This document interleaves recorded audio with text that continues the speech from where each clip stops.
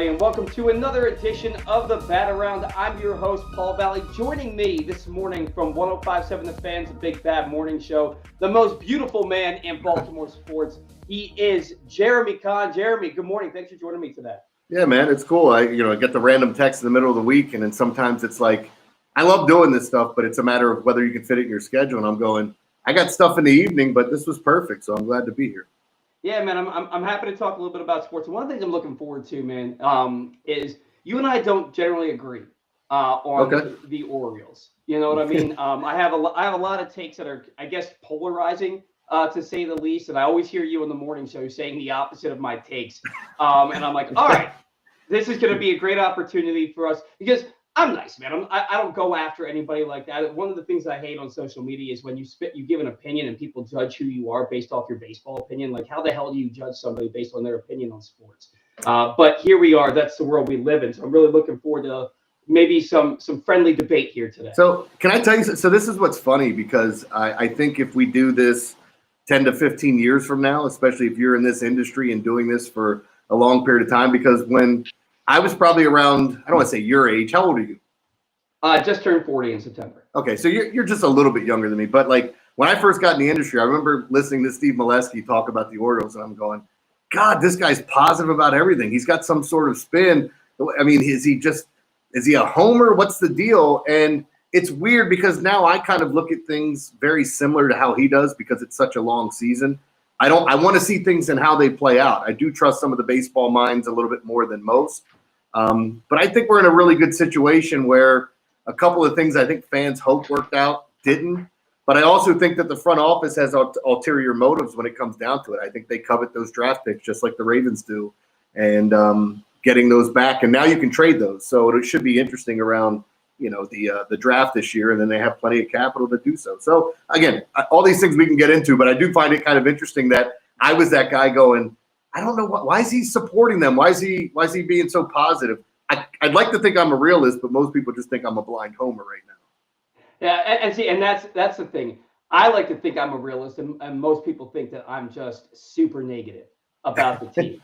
And we'll get into it a little bit later about why I may come off that way. But first and foremost, I want to remind everybody today's show brought to you by Royal Farms. Royal Farms is heating up the grill this winter. You can get any grilled chicken sandwich at your neighborhood Rofo for just $6.99.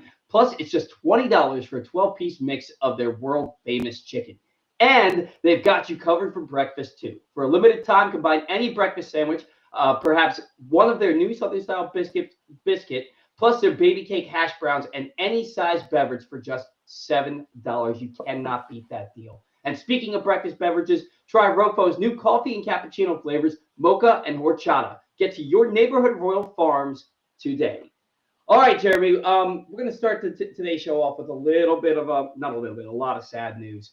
On Monday, January 6th, former Orioles first-round pick and David Ortiz owner Brian Matusz was found dead in his home, just 37 years old. No cause of death has been disclosed as of yet. Police are still investigating. If you remember back during his playing days, it came out that he had a genetic high blood pressure issue. We don't want to speculate about what happened with Brian Matusz because we just don't know. And nothing's been disclosed as of yet. But the Orioles lost one of their own this past week with the death of Brian Matusz at just 37 years old. Yeah, I mean, it's extremely sad. And, being in this industry and, getting to know some of these guys, like I never really got to know him, but it was kind of funny. While he was here, if they were playing at home, there was a good chance that you could see him out in Fed Hill after the games if you were going out and about. But a lot of players do that, like to go out and have fun afterwards because that's the only time they really get to do anything is late at night after games or when they're on the road. So, but he was very approachable and interesting enough when we drafted him. Like I know we had envisions of Matusz and Britton and some of these guys being starters, and you can even go back to some of the failed prospects we've had. But he really did find a role in the bullpen as a left-handed specialist, if you want to call him that. And Masson had one of the best commercials about who's your daddy with Big Papi, as you kind of alluded to, because he did own him.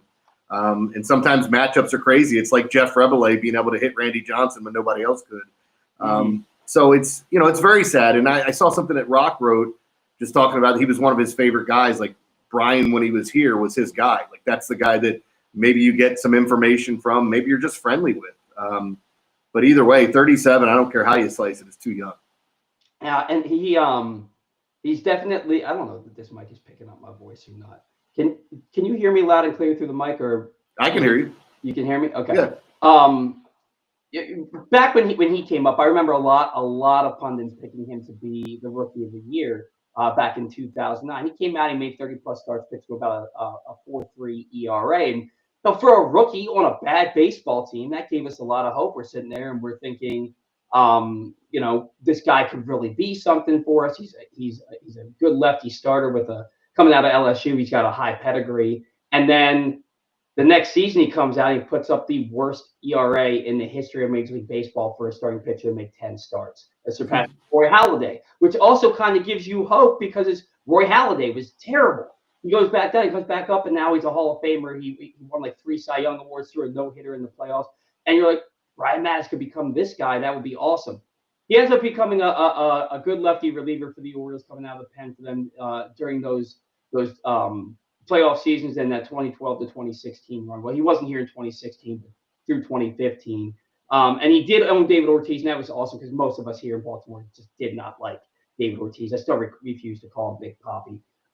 But it's kind of funny because like today's day and age, Jeremy, we have a lot more access to these players through social media. You can talk to Adam Jones basically anytime you want on social media. Zach Britton's posting stuff. You can reach out to any of your former Orioles favorites out there. But back when Brian Mattis was playing, it wasn't that accessible. So a lot of us didn't know the kind of guy that he was. And from all reports, he was a hell of a nice guy, great human being. We wouldn't know that about him because we didn't have the access like we do today.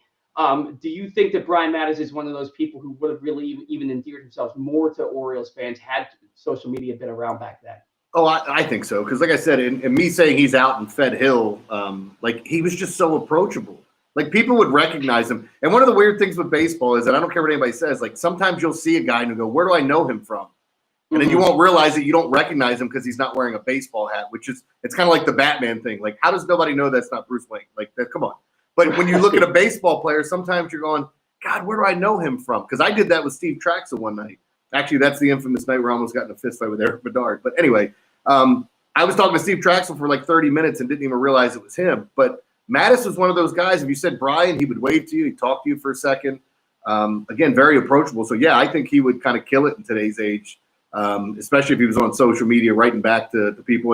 And I do think, look, social media – God bless it, man. It's fun to have all this information readily available. Man, it is a cesspool of just sadness. I'm sorry. Oh, it is. It is absolutely awful. Like it is absolutely awful. It's the main reason I had to take a break from the show after the postseason ended for the Orioles, because it was just like, I need a break. I need to catch a breath and make sure my mental health is okay. Because you can say that the wall's green, is very clearly green, and somebody will argue to you that it's purple and sling insults all along the way. So it's sometimes you need a break from that, but definitely a tragic loss in the Orioles community, the baseball community, and just the community as a whole, losing Brian Mattis at the very, very young age of 37. It's also kind of weird to think about the fact that he was only 37 years old. I'm older than him, and it feels like he hasn't played in over a decade. And so you would think that he'd be pushing 50 at this point. He was just 37 years old. I mean, you look at the Orioles, they just signed Charlie Morton, and he's 41 years old. It kind of puts things into perspective a little bit. But no matter what happened, 37 years old, way too young of an age to lose Brian Mattis. So thoughts and prayers out to his friends and family, and to the Orioles community as a whole. All right. One of the other things, just real quick, with that too, is like you think about. So I got in the industry, and the first kind of death that I crossed was Mike Flanagan's suicide, and that was a tough one to deal with, because like Mike Flanagan, I was on a morning show at that point producing it, and Mike Flanagan would call in every week, sometimes twice a week. So we actually had really good access to Mike Flanagan and Jim Duquette when they were together, and still very friendly with Jim Duquette. He comes on our show now. But yeah, it's weird when you see somebody you've rooted for, that if you want to say admired from a distance, and just, again, you're talking about you being older than him. I'm sure when you were watching Brian Mattis, you were rooting for him. Even though like it's a kid, he's younger than you, and you don't even realize it. But as we get back to it, the 37 years, I've seen so many things in my life, from kids dying, from friends dying at early ages. None of it gets easier, man. It's always difficult. So I'm hoping the Orioles do something for him this year, and I really expect them to. I would imagine they do something for him this year. And the other thing is, as somebody posted, like, do we know what happened? Do we know what? It's really none of our business what happened. We're gonna find out what happened. But you look at like Ricky Henderson died. I don't think anybody knew he was sick. You look back at like a guy like Chadwick Boseman played the Black Panther. Nobody knew he was sick until he died. And so I don't think Brian Mattis was sick. But we don't know when it just pops up on your feed out of nowhere. Brian Mattis dead at 37. It's even that much more shocking. You weren't prepared for it. A lot of times, these people are sick and you kind of expect it coming. It kind of blindsides the entire baseball community when you lose somebody, especially that young. So definitely a tragic situation. And when we do have more news, we'll talk about it. But needless to say, it's a tragic loss at a very young age. Today's show brought to you by Help My Gambling Problem. If you or a loved one has a gambling problem, call 1-800-GAMBLER or visit helpmygamblingproblem.com for free confidential services. That's 1-800-GAMBLER or visit helpmygamblingproblem.org for free confidential services. Jeremy, I swear we make that read every week. It's not just because you're on the show. No, man, look, here's the thing I always say about gambling, too, and as much as I love it, it's a blessing and a curse at times. Because when you've been doing it as long as I do, the highs are never so high, but the lows always feel low. So it's an addiction, man. And for people that don't know how to manage it, don't have the funds to do so, it can be a benefit. It can be a help. I've talked to people that go to Gamblers Anonymous all the time and that are checking in for meetings just to check themselves. And there's nothing wrong with it. Nothing wrong with saying you need help, So in this day and age, I think men are doing it more and more. So, if you need that, definitely call them. For sure. And I'll tell you two things that I just cannot do because the opposite happens. I can't bet on anything. I never ever win bets. It could be a Derrick Henry anytime touchdown score bet, and he won't score. And I cannot be positive about Baltimore sports anytime. So last year, the Orioles, they had that they were down 14-3 in the eighth inning against the Astros. They came back, made it 14-11. They had the tying run in the on-deck circle, and they lost. And I came on the show, that was on a Friday night. I came on the show the next morning and talked about how this is the best team in baseball, that they have all this fight in them, and that they're going to the World Series. The next day is when Adley Rutschman took the foul ball off of his hand, and the Orioles, they were 7 or 8 games under 500 from that point on. I talked about how good Maryland's basketball team is this year. They immediately lose 3 conference games in a row. I'm not allowed to say good things about, people want me to be more positive. You really don't. You really don't, because every time I am, your team loses. It's a fact. Are you superstitious, a little stitious? You got anything going on there? Because you sound like the guys that this guy hasn't missed a kick in 36 consecutive tries. Oh, it's wide left, and then everybody wants to blame them for it. But I get it, man. It's funny just looking at our teams that we've had here, because I think we have 2 of the best front offices in sports. Whether you agree with that, disagree with it, I'm fine with it. But I really like the direction that both teams are going in. And being in radio, when you only have 2, major league teams, having both of them be good is paramount to having success. Now, I still believe there's a lot of people out there that just like if we have phone calls and the Orioles have won 10 in a row, we're not going to take as many as if they lost 10 in a row because people want to bitch about it. For sure. No, and that's just the way that radio works. And I am a little stitious. My buddy hit me up last night. He's like, "Do you want to go to the Ravens game with me?" I was like, "How much?" He says, $195, but just do what you can. I was like, "Nah, man, I'm good." And he was like, "Well, if it's about the money, don't worry about it. I'll cover you." And I was like, it's not really about that. It's like, it's cold. My daughter's first birthday party is the next day. And honestly, I'm nervous that if I go and they lose, I'm going to blame myself. So it's I don't want to go to the game they lose, and then it just ruins my week. So I was at it's funny, Thanksgiving one year. My brother-in-law, so my wife's brother, married into a Buffalo Bills family. They're from Buffalo. They come down here all the time, and the Bills were playing the Cowboys on Thanksgiving. This was a couple of years ago. And talking about being superstitious and not want to ruin anything. The father, whose name is Guy, awesome person, walks into the kitchen and the Bills score. And they'd been struggling on offense. He goes, that's it. Can't come back in the living room anymore. Bills come back and win the game. So he stayed in the kitchen the whole night. He wouldn't leave because he was so superstitious. And it has no effect on it. But for some reason, in our fandom, we feel like it does. I've been watching most Ravens games with my best friend since I was 14 years old.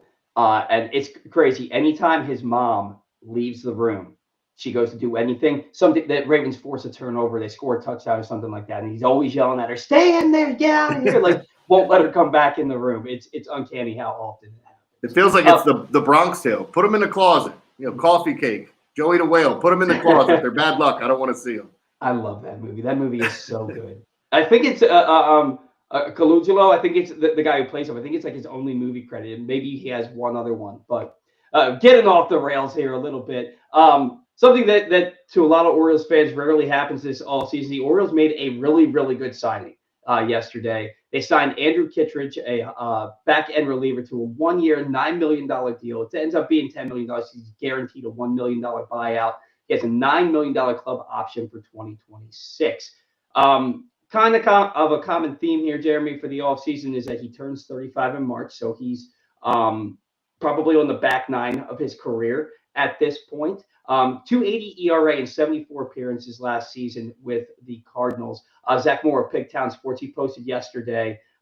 He had a 2.28 average against last year, 20 walks to 67 Ks, a high ground ball rate, 82% left on base percentage, 0.96 ERA versus the AL in 20 games, a 1.98 ERA in the 8th and 9th innings, and a 1.70 ERA versus right-handed hitters with a 1.88 batting average against.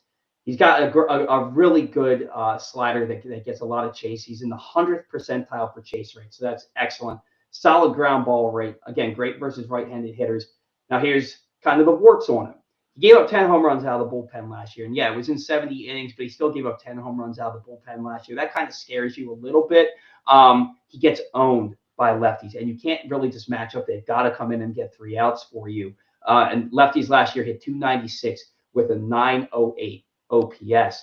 But overall, way more good than bad. The Orioles get a high leverage back end guy to come out of the pen and get holds there for Felix Bautista. Two questions for you. Do you think that this means that Yennier Cano is now out of that 8th inning role and becomes more of a 6th or 7th inning guy? And do the Orioles, with this signing, still need to go out and get another relief pitcher? Well, with the Hoffman stuff that went on too, which I don't know if you're going to get to that. I didn't want to jump the shark here, but yeah, with Kittredge, like I like this guy a lot. And you start looking at the signing, you hope you can go back to the days where you had Bob, where it was Brock, O'Day, and Britton, and slice them up any way you want. Because I don't think it matters how you stack them. But I do think there may be more of a focus on, okay, do we have righties coming up here? Do we want them to make a move to go to a left-handed bat? When Kittredge is in there, all those different things that could happen. But Bautista's going to be the back end guy. I don't think there's any question about that. But I think you can fluctuate and who's the hot hand and move guys around, because we see this all the time. Like even when Cano was here his first year, and everybody's like, "Who's this guy?" and he lights it up. The next year he had a few hiccups, and even towards the end of the year, we're going, "Oh, he doesn't look as good as he did at the beginning." But the beginning was ridiculously good, off the charts. Like nobody's not giving up a run for however many games. Sure. It just doesn't happen. But I think with bullpen pieces, they're cyclical. Like sometimes you'll see the 10 home runs. Has he done that before? Is this something we need to be worried about? I mean, the wall's getting moved in for right-handed batters. But, it's still, when you look at the flag court, I think left-handed batters still have a pretty good shot of extra base hits or even hitting it out if he's leaving it over the plate. So, no, I do like that move. I'm curious to see how they juggle the bullpen and if they're going to go out and make another move with what happened with Hoffman. Well, and you're alluding to that with the Jeff Hoffman scenario. Jeff Hoffman signed with the Blue Jays last night. I believe it was 3 years, $33 million. But apparently he had a 3-year, $40 million agreement with the Orioles right before that. And then that dreaded Baltimore physical came up and found shoulder issues in his throwing arm. And so the Orioles backed out of the deal. And we've been seeing this since the late 90s with Aaron Seeley. Then you look at Grant Balfour. Jamie Moyer was another one. Yeah. Jamie Moyer, Yovani Gallardo, all guys who sign with the Orioles, and then the next thing you know, they have arm issues, and the Orioles either back out or try to rework that deal. Jeremy, it shows me that the Orioles are serious about getting their bullpen some help. They go out and they get Andrew Kittredge, who is a very good reliever. Then they're rumored to, and this is after the Kittredge signing, they're then rumored to have been this close to a deal with Jeff Hoffman, who's one of the top 3 relievers that have really been mentioned this offseason, along with Tanner Scott and AJ Minter. It really seems like the Orioles are putting a lot of focus on their bullpen. So with that in mind, now that they've kind of backed out of they have backed out of that Hoffman deal, do the Orioles maybe go out after an AJ Minter or a Tanner Scott? And do you think that the Orioles are now kind of focusing on making their bullpen lockdown, one of the better units in baseball, to make up for a rotation that's lacking in ace, and therefore probably aren't going out to get another starting pitcher? Yeah, so there's a couple things here, and I think it's loaded. First off, I'll start with this rotation and what you're talking about with adding and bolstering the bullpen. Because to me right now, there's nothing wrong with the rotation the Orioles have, but I do feel like this is a team that's built for the regular season. Do I trust a 1-2 of Eflin and Rodriguez? Yeah, but we got to see Eflin for a full season again. Rodriguez has got to show that he can stay healthy, and we need to see him pitch in the postseason. Get that out of the way and start to get used to or accustomed to, because you get amped up. And one of the things with Grayson is we saw it his first couple starts. Whenever he gets really amped up, sometimes he loses control. I mean, he's humping it up there and hitting triple digits quite a bit. But that is something where I think if you bolster the bullpen, it can help you clearly in the postseason. You can make them 5-inning games. If your starter can get you to 5 innings and you have this lockdown bullpen, good luck.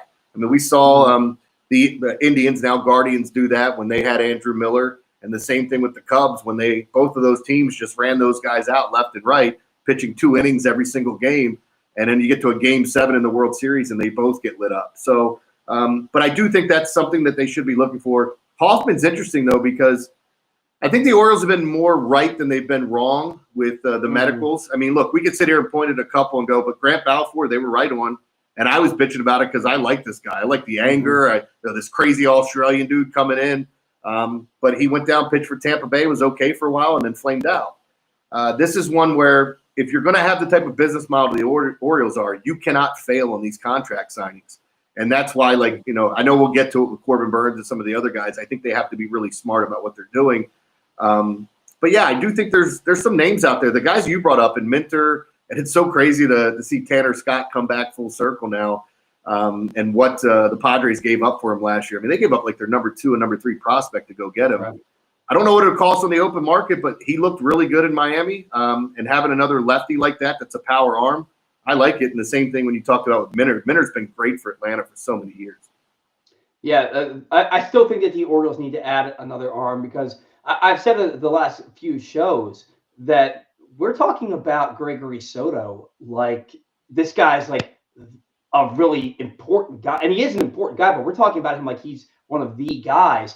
And our buttholes puckered every time he came into the game last year once the Orioles got him. He was really good down the stretch, but his first month here, you could not trust him, and now we're looking at this guy to be a high leverage guy for the team. Yennier Cano, like you said, really, really great in 2023. And then last year, I mean, the ERA looks good, but he gave up a lot of hard contact, a lot of base hits, and he was the one who gave up that 112-mile-an-hour infield single to Bobby Witt that scored the game-winning run in Game 2 of the postseason to eliminate the Orioles. He's a guy that you don't really trust to bring him in with guys on base. You didn't bring back Jacob Webb. You haven't brought back Danny Coulombe. So now you're looking at a situation where, who do you really trust at the highest level? It's Felix Bautista. It's Kittredge. And then who else? You got a lot of good arms, but not a lot of great arms. And Sir Anthony Dominguez scared the crap out of me every time he came in to close down a game. It's funny. The one thing I was critical on this front office for was basically taking all the Phillies bullpen pieces that blew the World Series for him and blew the playoffs for him, and saying, hey, this is going to be our bullpen this year. And again, I like Sir Anthony Dominguez. I think there's a live arm there. The same thing with Gregory Soto. Got the opportunity to close for the Tigers years ago, was fine in that situation. But again, how much pressure is there pitching for the Tigers at that point? Because you're just coming in and trying to win a game. If you don't, I don't think they were that worried. It's like, hey, we're on our way to getting a better draft pick anyway. So, and then you start looking at when they brought in Craig Kimbrell. Everybody's like, yeah, Craig Kimbrell. And it's like, you're remembering the name and not who he is. And clearly, it ended up being a bad signing. But I think their hand was forced because of the Batista stuff. So, if they can go out now, and I do think somebody asked the question about could they take the money that they allotted for Hoffman and make a run at Tanner Scott. And I do think that type of money would get either one of those guys signed. That's probably the market they're in for, a 3-year, $45 million deal, somewhere in that range. Well, and the rumor is that Tanner Scott is looking for 18 to 20 million a year. I don't know that he's going to get that. I know Boston may be in on him, and they may be willing to give him that little bit of extra money per year to sway him to their team. I don't know that 3 years, 40 million is enough to get Tanner Scott. I think and I said this last week, I think that Tanner Scott wants to go to a place where he is the closer. He wants to be the closer, and he wants to be paid like a closer. If you're signing with a team's not going to pay you $20 million a year to be an eighth inning guy. At least I don't think they're going to. That's closer money. I don't know. I don't think Tanner Scott has a snowball's chance in hell of ending up back in Baltimore. But if the Orioles want to speak loudly to their fan base, they'll go out and do something like that. And with that in mind, Jeremy, I want to talk about what the Orioles have done this off season. Before we get to that, I want to remind everybody today's show is brought to you by Glenn Clark Radio. If you missed anything from Glenn Clark Radio this week, including conversations with football legend Richard Sherman, Ravens legend Adelius Thomas, and Maryland basketball coach Brenda Freese, and of course, Jeremy Conn's weekly segment.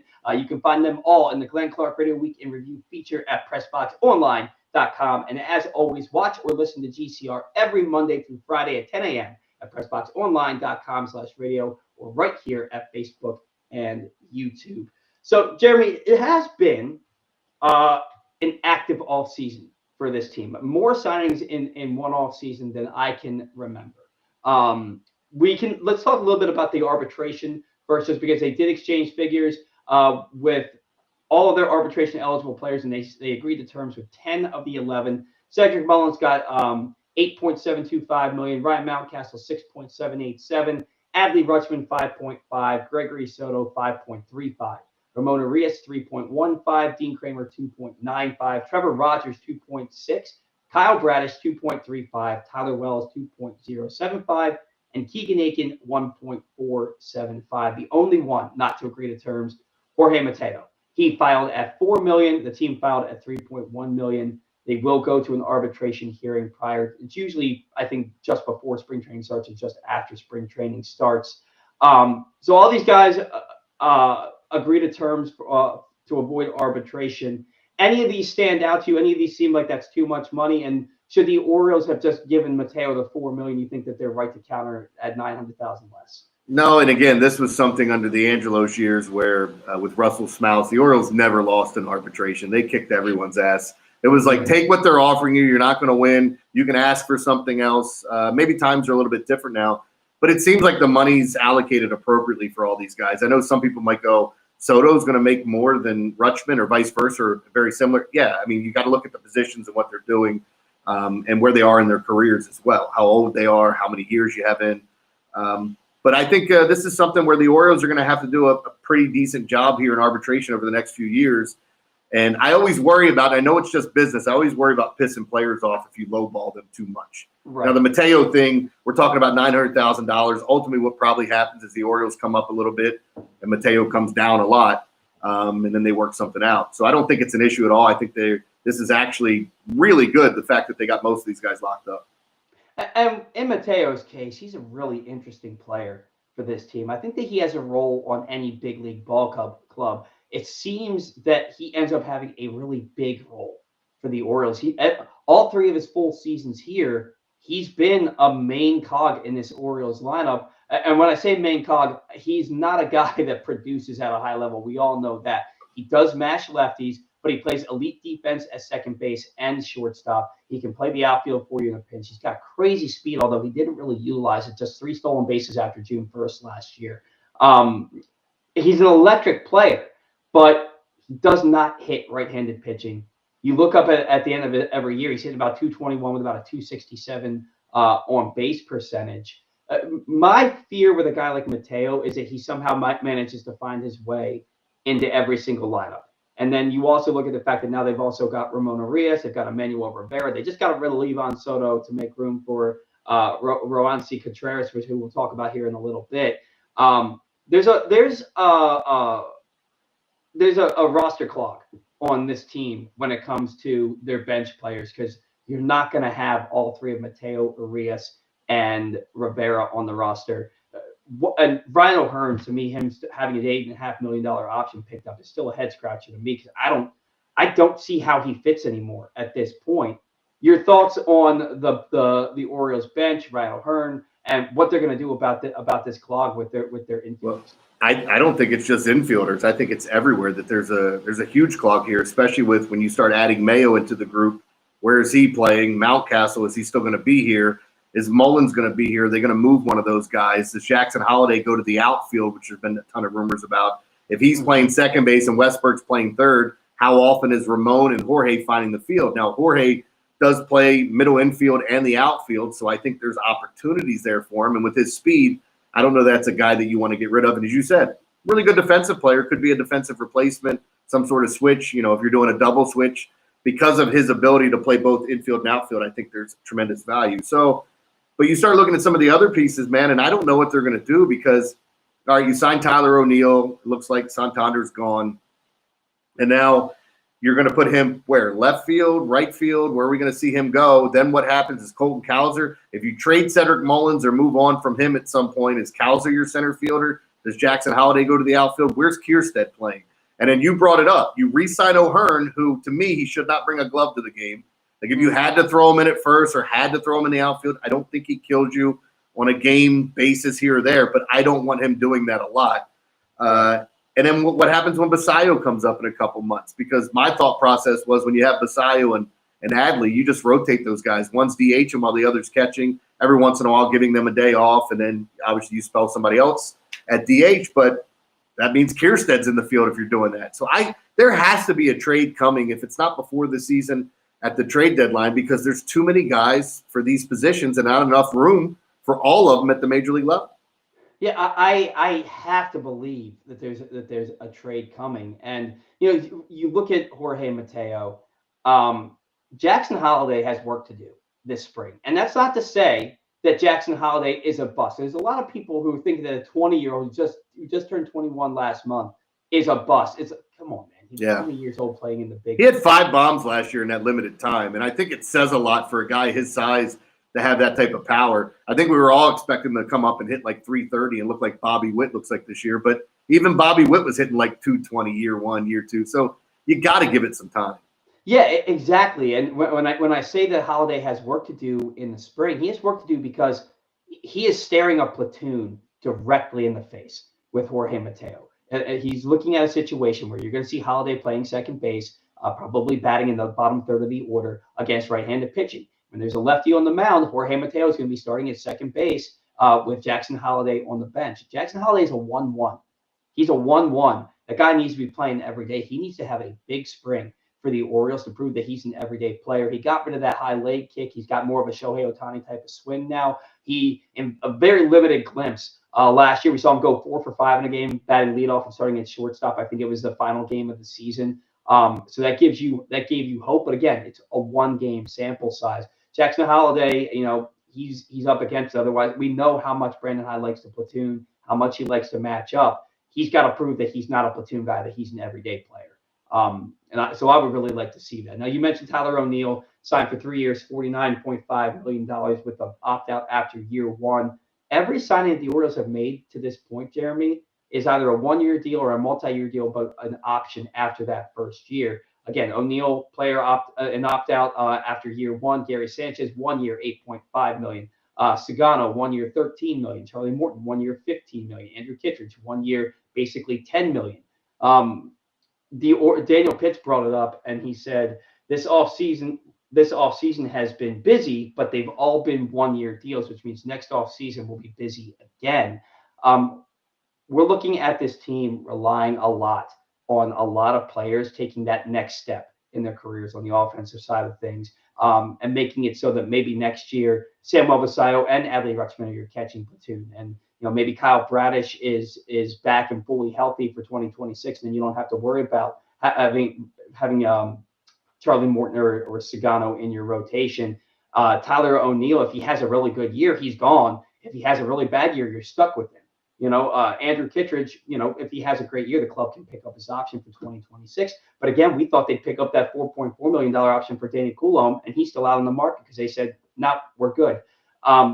the Orioles offseason, a lot of signings, quality players that helped this team, nothing that's been a big splash. We were all kind of hoping for maybe one of those marquee players, not all the marquee players, maybe one or two of them. Instead, they got solid guys, not the greatest guys in the world. Your thoughts on the offseason to this point?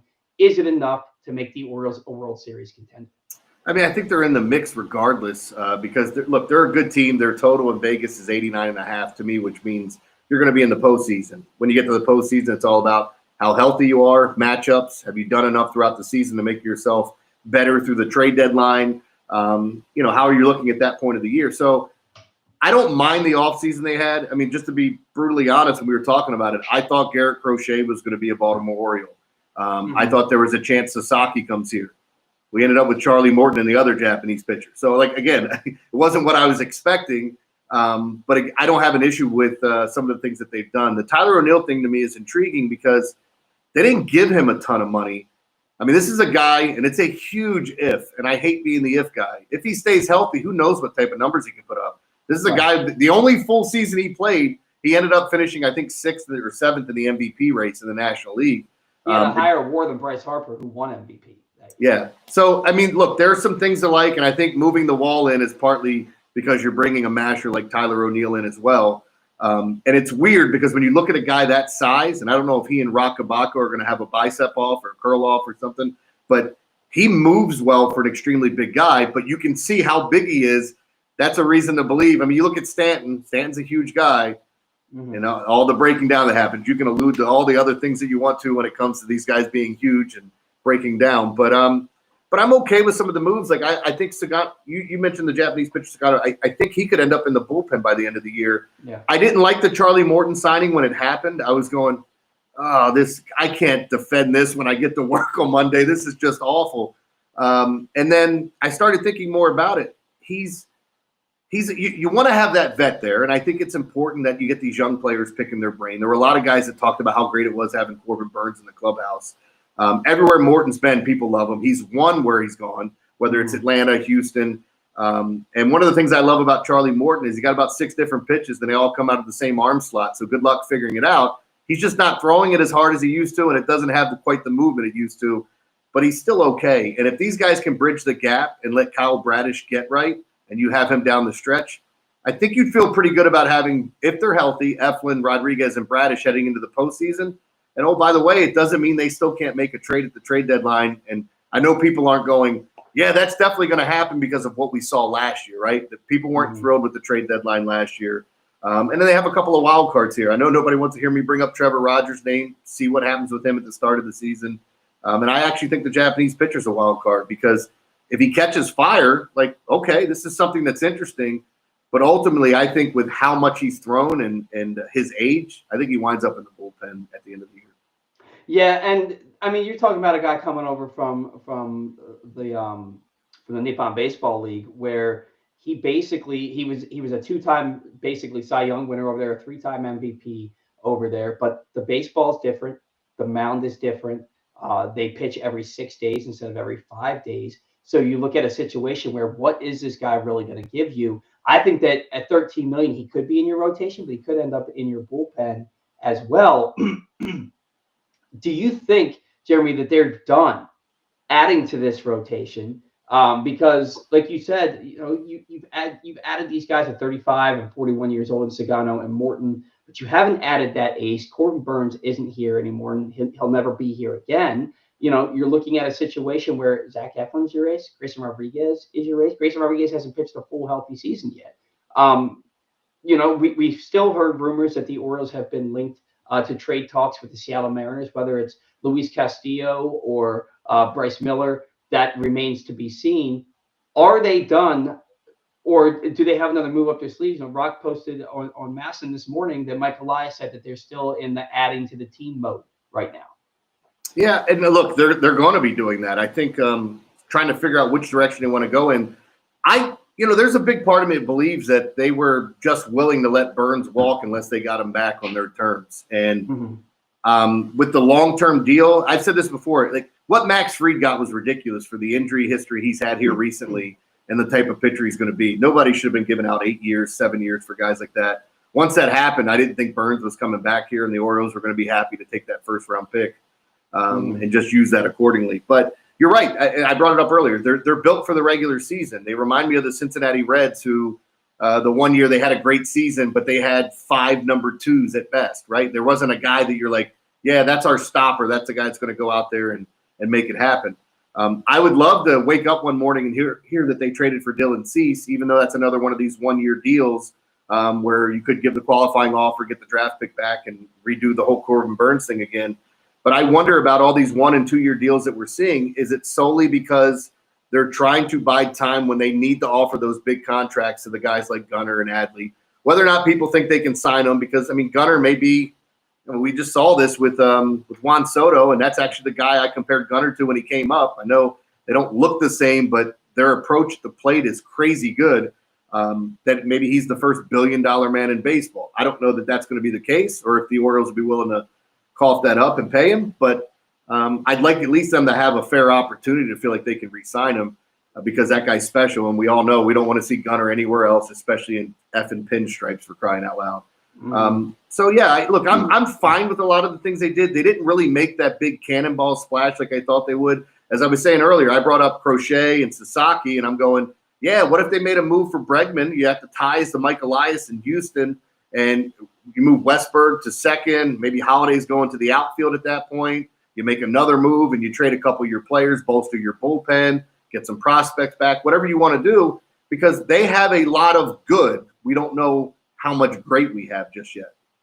Well, yeah, and I'm glad that you brought up a guy like Bregman, because back the day before, literally, we did our winter meetings preview show, and then a few hours later, but before anybody even arrived at the winter meetings, they signed Tyler O'Neill, they signed Gary Sanchez, and you're like, okay, here we go.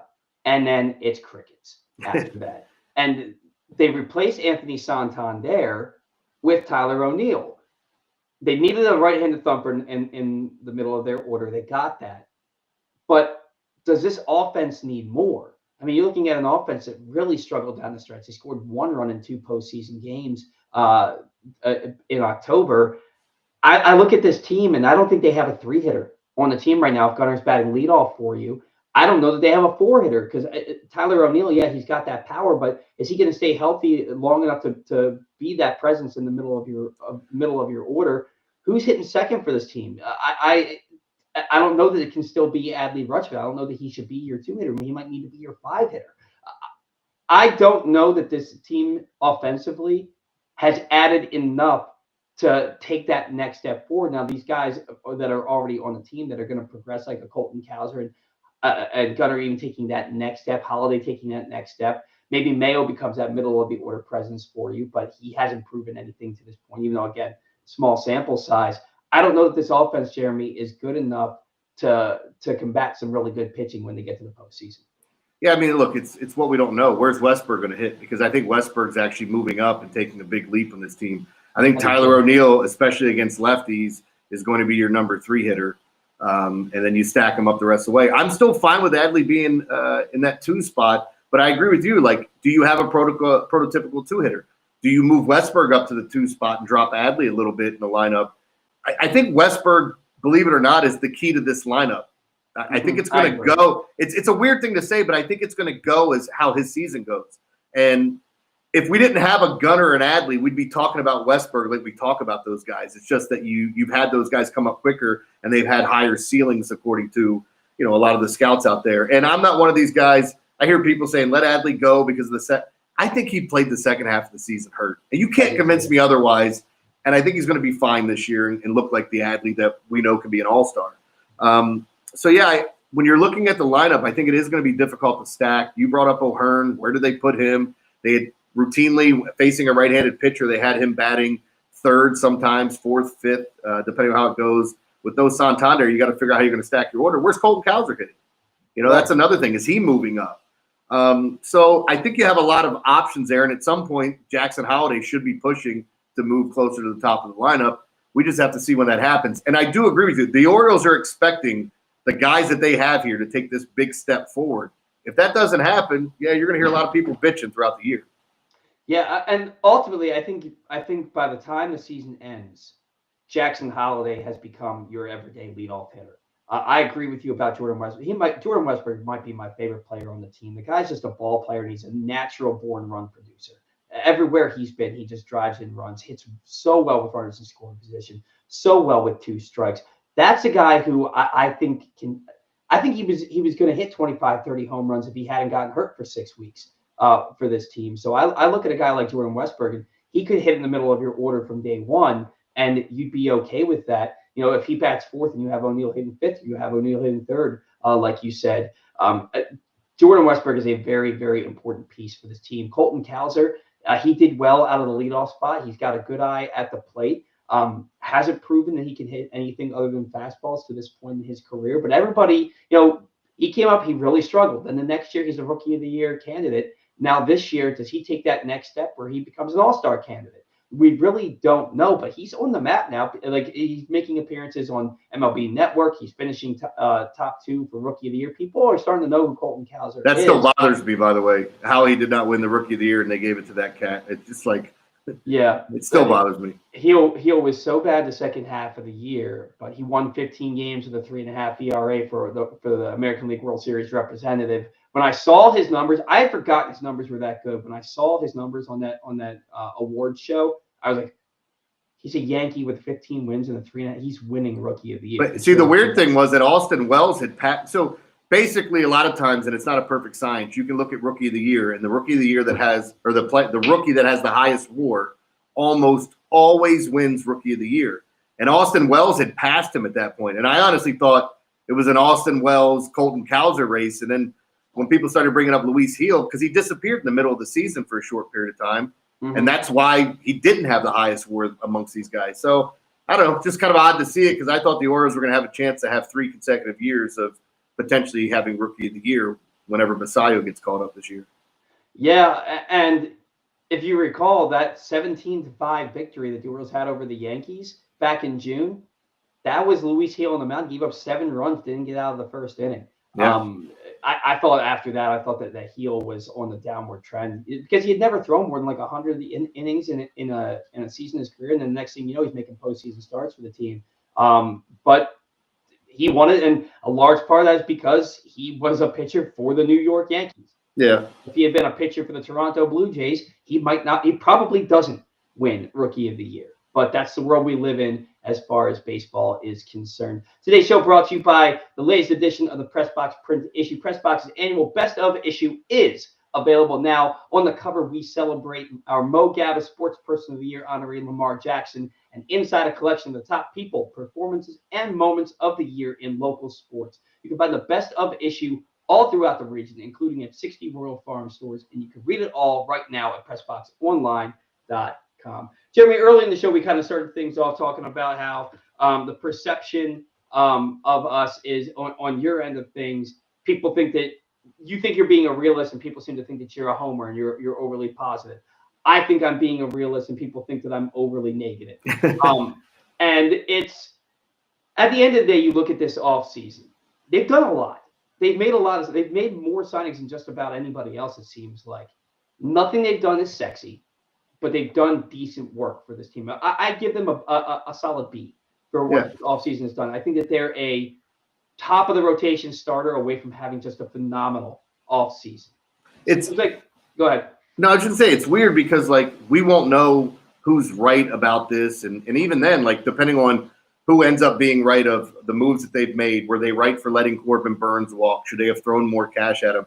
I mean, they increased the payroll. They spent like 90-some million in the offseason. So like I think you have to like that from new ownership. The thing that bothers me really is, first off, when people are expecting new ownership just to open up his wallet and throw everything at the open market this year, I think it's very unfair. And I think it's even more unfair when you try to compare him in his first offseason where he showed you he's willing to spend money. He was the reason why they were okay for trading for Corbin Burns. They got the okay when that whole deal was being talked about with the sale of the team. And then on top of it, like give him a chance to show you that he's not Angelos. And it doesn't have to be in year one. Like I didn't like a lot of the things that were in the offseason this year and the guys you would have been spending money on. There were a lot of good pitchers, like really good pitchers that you knew if you signed them to long-term deals, you're worried about year 5, 6, and 7 if it ends up being that. And I think legitimately with Corbin Burns strikeout, swings and misses going down, that's a sign of declining. Injuries for some of these guys, and I don't want to make this something where I'm ready, like I'm just crapping all over Corbin Burns, because yes, I wanted him back even with all that said, because I too want to see a World Series here. But at the same extent, it's just like all the bashing of ownership and saying they're no better than the guys before. I just think that's so unfair to those guys. And same thing with Mike Elias. Like, our business plan of what we want to see the Orioles do and what we thought liftoff meant is not the same as what he was alluding to. And they even made cases like they want to build a business model like the Rays, but be able to retain some of our own guys. And I think we had visions of grandeur that it was just going to be, they're going to go spend so much money in the offseason because they haven't spent money the past 5 years at all. Right. And I look at this team, and I never expected them to go get, Max Fried and Corbin Burns, and then also sign Teoscar Hernandez and Tanner Scott. It's like one of those guys speaks to your fan base, speaks to your team, and says, hey, we're willing to spend the right money on the right guy. And you brought up a couple of points. One, I'm with you, it is completely unfair to judge Rubenstein based off of this offseason. He took full control of the team in August. That was 5 months ago, right? Like, he took full control of the team in August. It's his first offseason owning a Major League Baseball team. You don't become a successful businessman who's the third richest owner in all of baseball by not being smart with your money and not doing your due diligence. Of course, he's going to let Mike Elias operate the way that he wants to operate in his first offseason of ownership.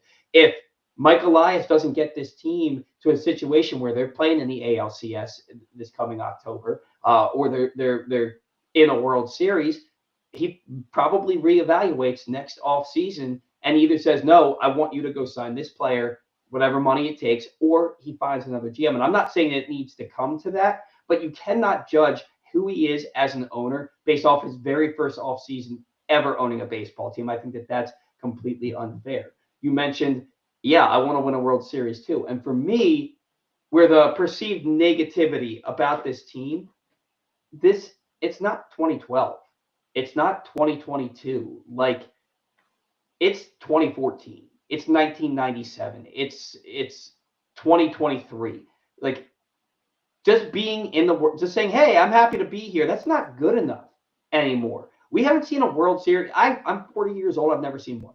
They won the World Series in October of 1983. I was born September 1984.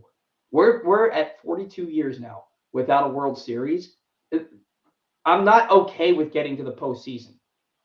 Get to the World Series. And so when I see things that I don't agree with, when I see guys being overused, or I see, and I'm not a manager, right? I'm not privy to the decisions that they make. But when I'm critical of these things, it's because I want this team to be the absolute best that they can be, and I want them to go out and win a World Series. And I don't think they're there yet. I know they're not there yet.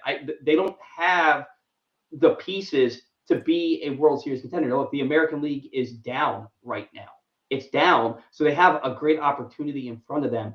I think that they're an ace away from being that team, and probably a middle of the order back away from being that team. See, and I think that's very fair, and I think it's okay to bring up those things. Like, in any given year, the Orioles offseason, I think, would be fine. You'd look at it. But the difference is, you look at all the other teams in the American League East, and you're like, hey, man, the Red Sox are getting a lot better, and they finished pretty strong. They were a team that was on that cusp of being a potential playoff team, even with all the injuries and how crappy their rotation was. And they made a couple moves, kicking the tires on Walker Buehler is interesting. The Yankees, they swing and miss on Juan Soto. I think there's a lot of panic signings there, but could all those guys be good? Sure, they could. They've all been good before. It's just, do you catch lightning in a bottle in the same season? They're kicking the tires on some vets that I don't know if it's going to work out. The Blue Jays are about to explode, by the way. They have their farm systems depleted. Vlad Guerrero Jr. wants a ton of money. They're not going to pay him. Bo Bichette's contract's up after this season.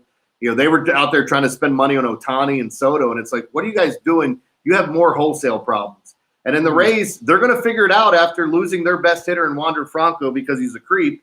That's something that the organization has to kind of figure out, and how to replace that guy. You're taking that production out, and it's no longer coming back for a team that has no money to spend really in the offseason. So, yeah, I totally get it from fans and why they're upset. And I would say the one thing I would bitch about is not bringing in that frontline starter. But the one thing I keep going back to is that they still have time. I think they're going to have to look at themselves in the mirror and say, we got to trade Kobe Mayo. That's the piece we have to use to go get somebody, because they're not moving Basayo, they're not moving Holiday. I don't know where Mayo plays this year. You brought it up. They re-sign O'Hearn. They bring in Gary Sanchez. So if you needed somebody to play first base to spell Mountcastle or somebody else, okay, it's there. Unless you trade Mountcastle and Mayo's your everyday first baseman. But here we are again, letting someone cut their teeth at the majors while we're trying to get into the postseason. So I think there's a lot of things you could look at with this team and be disappointed about. But I also think there's just a lot of things that are so unfair when you look at the grand scheme of things. The Orioles are going to have a business model. You may not like it, but it's going to be there. And whether that's going out and giving out 7-year deals to players, I don't think it's likely unless it's one of their own. Yeah, and you mentioned Kobe Mayo, and I think he's their biggest trade piece. Daniel Pitts. I keep saying Mountcastle will be traded, and I'm sticking with it. I firmly disagree. Them moving that left field wall in was as much about Tyler O'Neill, was as much about Ryan Mountcastle as it was Tyler O'Neill. You got a Gold Glove caliber first baseman over there who hit 33 home runs in his rookie season, and then they moved the wall back, and every year his home run production has gone down. They moved that wall in because they want their Gold Glove first baseman who's got a ton of power to get that wall out of his head and start hitting home runs, because they have plans for him to be here. Maybe not for a long, long time, but at least the next couple of years. They have plans for Ryan Mountcastle to be here. Heston Kjerstad, in my opinion, 26 years old on opening day, he doesn't have much trade value. He's the number 2 overall pick coming up on 5 years ago now, who's barely gotten a cup of coffee at the big league level. Who's trading a big package for Heston Kjerstad? In my mind, not many teams. So Kobe Mayo, 22, 23 years old, who's got prolific power with a cannon for an arm, he is your biggest trade piece, because you're certainly not trading Samuel Basayo. If he's not going to be – Mayo's got nothing left to prove at the minor league level from the offensive side of things. He can get better with his glove. If Mountcastle is here, is Mayo on this roster? And not going to be. He's going to start the year at AAA, and they're going to say he has more to prove with his glove. Look, if the bat plays. They'll find a spot for you. They don't have a spot for Kobe Mayo. So the excuse for the glove is true. The excuse for the glove is true. I think he is their biggest trade piece, and if they make a significant trade for a frontline starting pitcher, he's going to be the centerpiece of that deal, because I just don't think that they have many other trade chips.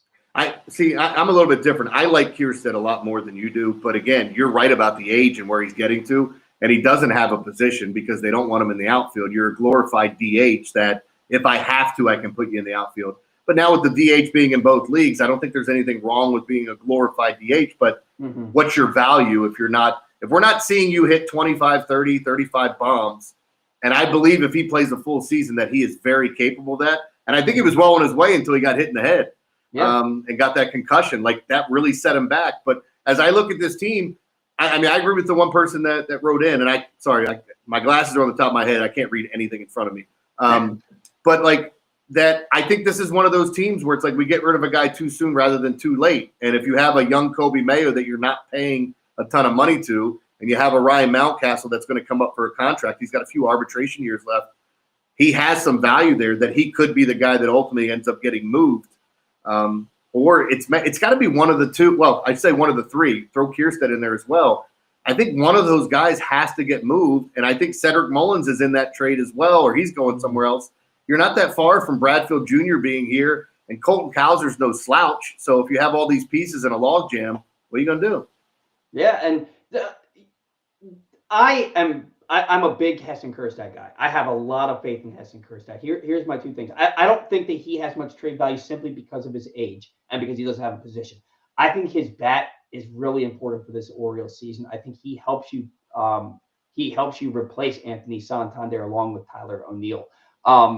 So I'm big on Kjerstad. I don't think that he gets the playing time that he should get. I think that I've watched it. I watched it happen with Holiday. I watched it happen with Kjerstad. I watched it happen with Mayo, where they come up and they have a 3 strikeout game in their first week, and Brandon Hyde sits him for a week. It does, and I know that he doesn't make the lineup by himself. He gets final say on the lineup, but they all, him and Eve and Sig and Mike Elias, they sit down together every day and go over the lineup. I get that, but is Kjerstad going to get enough playing time to prove that he can hit 30 home runs? If he gets 500 at bats, that guy's hitting 30 home runs. I have no doubts about it. I think the other thing that we need to find out too, and because right now it looks like, could we see this platoon split between Kjerstad and Tyler O'Neill because with the lefty-righty matchups? That could be a possibility. But you don't draft a guy second overall or in the top 5 of the league hoping that he's just going to situationally face a certain, right or left-handed pitcher. Because I'm a big believer, and everybody in baseball should be, righty-lefty matchups matter. And the numbers show it, history shows it, it does matter. But when you're a special player, like Gunnar Henderson is, you're not taking him out against lefties. You will, on occasion, give him his day off against a tough lefty. But you were going to give him a day off. Why not pick the day where he's facing one of the toughest lefties that he could face and go with a right-handed lineup? And if you need him later, pinch hit him then. But I need to see Kjerstad against more left-handed pitching. I needed to see Cowser against left-handed pitching. You need to find out if these are everyday players or if these are just pieces that you're going to use and rotate in and out. And, oh, by the way, Gary Sanchez is still sitting there. So, are you going to DH Kjerstad? Is it only going to be lefty-righty? Where's O'Hearn playing? Where's it? Who are you rotating? There's just a lot of answers that I don't have now the way that the roster is constructed as is today. Now, that may work itself out before the beginning of the season. But it almost feels like they're a little bit more comfortable having a player problem where they have too many guys at the same position. Because last year when I was saying, hey, they got to make a trade, Mike Elias came out the next day. It's like, we don't need to make a trade. We're fine with what we got. And Gary Sanchez, he's going to DH like 50 times this year. Yeah. He's going to be in the lineup as a DH like 50 times. And I think that's where it's like, it's fine if you have too many players for too few positions, but then where a lot of the angst comes in is, do we agree that the guy that's playing that day should be the guy that's playing that day? And that's where a lot of like the Brandon Hyde hate comes from, because we all think we know better than the manager, but he's the manager for a reason. I'm willing to acknowledge that, but do we agree that this guy should be playing every day instead of this guy? I'm not a big fan of DHing your catcher or your backup catcher, because I think that if the starting catcher gets hurt, you put yourself in a really big bind. So I'm not a huge fan of that. I like what you said about Cedric Mullins. Are you going to trade him? Is he walking at the end of the year? From June 9th on, Cedric hit like 276 with I think it was like a 380 on base percentage. He was great. He was really, really good from June 9th on. He was the only guy that hit in the postseason for this team. Now, only 2 games, but he's the only guy that hit consistently. And I think his year is big for the Orioles because he's in his walk year. I don't believe for a second he's getting re-signed here, not with Enrique Bradfield and Vance Honeycutt in the system and Callister's ability to play center field and the potential to maybe move Jackson Holliday out there. I know Cedric Mullins is not a Baltimore Oriole in 2026. So is he going to start the year the way he played from June 9th on? And if so, is he a big trade chip for you? How big is he for the Orioles this year? And keep in mind, again, his walk year, he's got one chance at this. He's got one chance of getting himself a decent contract. And that's just the way that it is. How important is Cedric Mullins for this team? I think he's hugely important. And again, I have to keep prefacing this because the guys on the morning show would beat me up every time I talked about trading Ryan Mountcastle or Cedric Mullins. So much so that Ed and Rob became friends with Ryan Mountcastle's dad. And now he calls in to give me grief for saying, why do you want to trade my son? And I'm like, God, you know what? That's not what I said. But when you look at it, there are some obvious things when you start to look at when teams are rebuilt and you go through the rebuild, you're layering everything out. So, like, if we can't re-sign this guy or we don't want to, whoop, here comes his replacement. It's not a perfect science. It's not going to be for every position, but I think you can look at the Orioles and say there's a lot of young talent in this farm system and at the major league level right now. And that's why I fully believe, like, I don't know that Cedric Mullins finishes the season with the Orioles if he starts it. I thought he and Mountcastle might be in some sort of package trade or a separate trade in the offseason to acquire something else. Whether you're trading some of your vets to go get younger players and stock your farm system because you feel comfortable with what you have at the major league level. But every time they call a team, it sounds like those teams ask for Basayo and Mayo and the team's not willing to trade them. So I don't know, man. It's tough because, like, Cedric Mullins, I love watching him play. He should be a fan favorite. I want to see him win because he went through these lean years as well, and that's just my fandom. But he's a great dude, and he's arguably the best center fielder in baseball. So it's kind of weird to be talking about, hey, we want to move him out because we got this other young center fielder. But I think that's going to be a big part of this team's business model moving forward. I agree, and I really like Cedric Mullins too. And when he was coming up and replacing Adam Jones, we looked at him as the future Hmm. for this team. And he had that huge 2021 season. His 2022 season was shaping up to be really good as well. And he had a good year. 2023, he had two stints on the IL that were 3 weeks plus, which kind of really derailed his season. It took him a while to bounce back from that. But I think that the player that we've seen again from June on this past season is more the player that Cedric Mullins is than the guy who hit barely 200 the first 2.5 months of the season.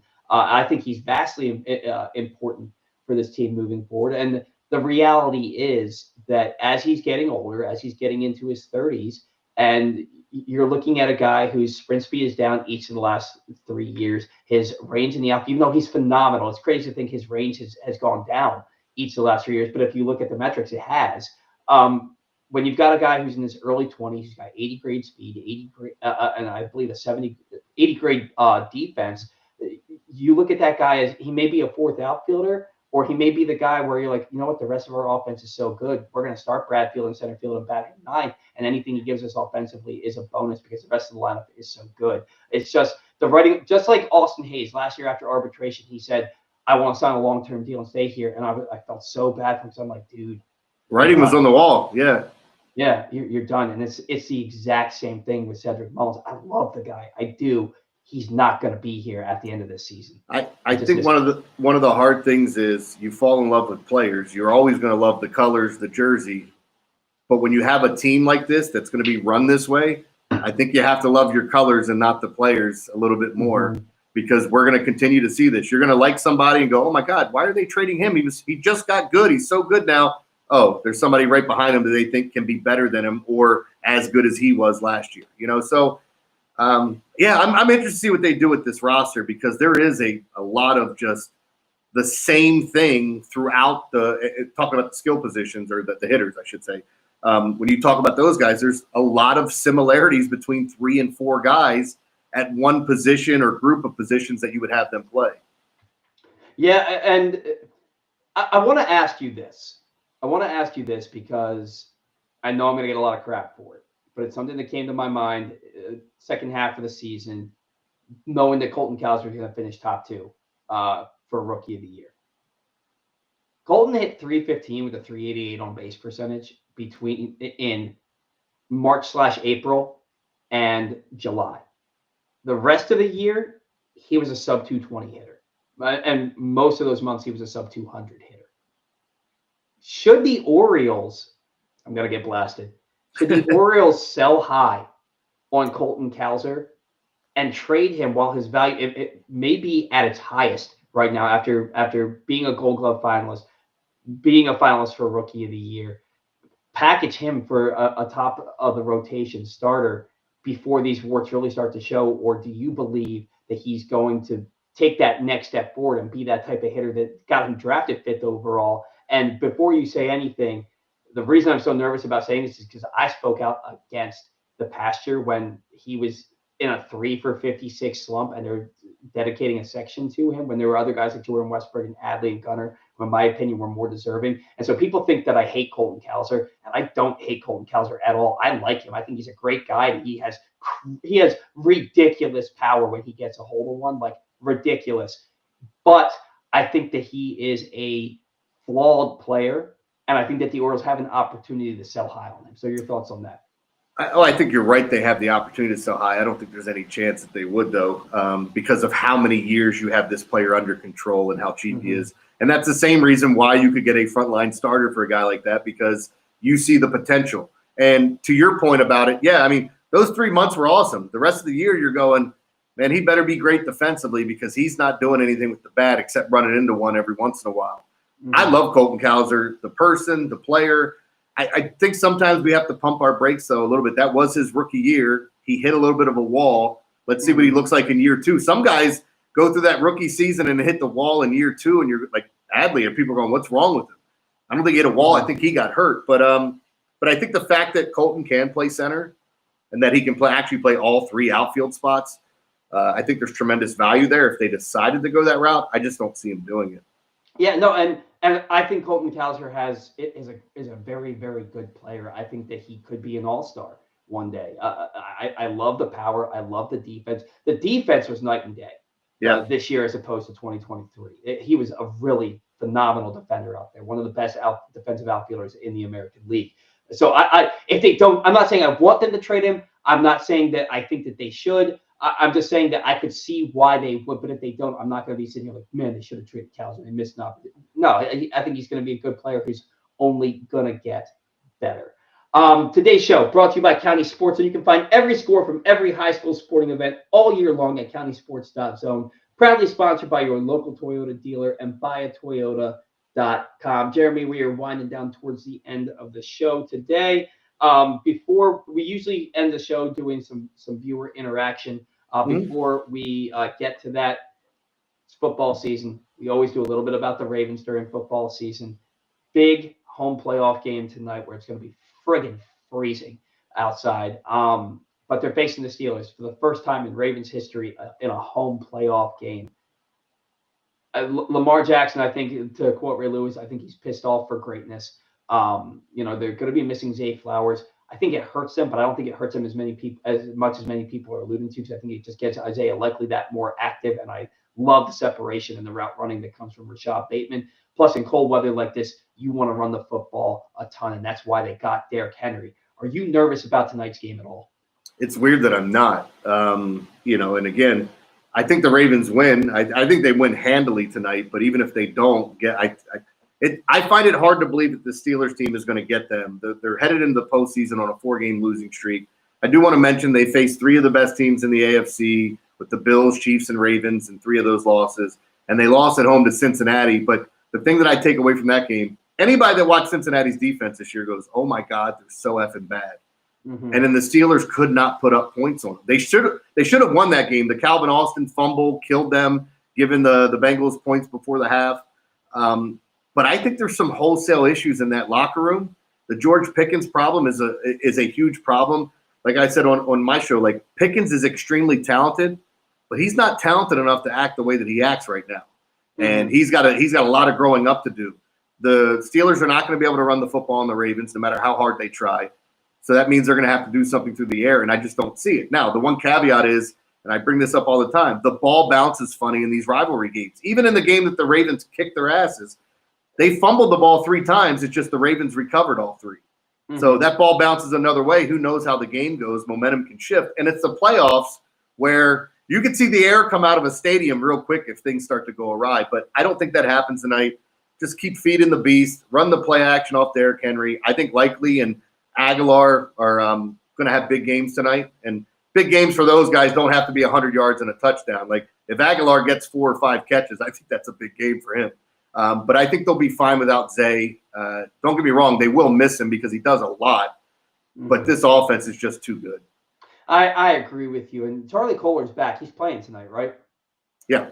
Yeah, and he is an excellent blocker from the tight end position. So I look at this team. They were already the best running team in football. I look at them to just ram the ball right down the Steelers' throats, especially now that they have Kohler back. So I'm nervous because it's the Steelers.